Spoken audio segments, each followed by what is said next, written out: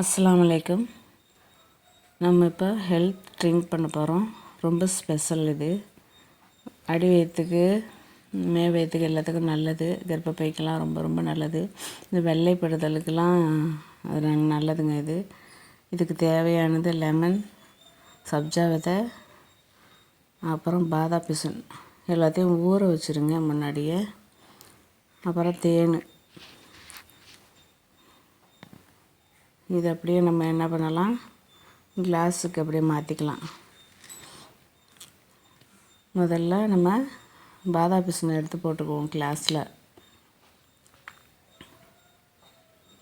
எவ்வளோ தேவையோ அவங்கவுங்களுக்கு தேவையான அளவு எடுத்து போட்டுக்கோங்க. பாதாம் பிசின் நிறையா ஊற வச்சுக்கோங்க.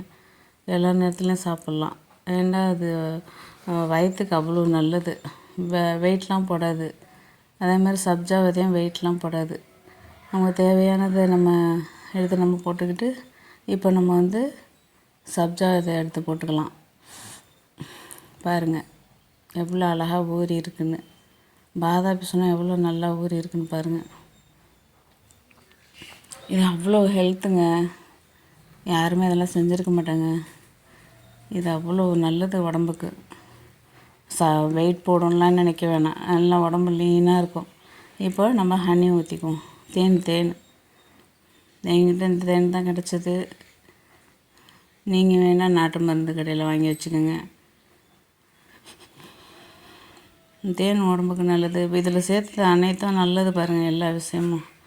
இது லெமன், அது நம்ம ஆப்ஷனல் தான். வேணால் போட்டுக்கலாம், இல்லைண்டா. ஆனால் ருசியாக நல்லாயிருக்கும். திக்னஸ்ஸு ட்ரிங்க்ஸாக நல்லாயிருக்கும்.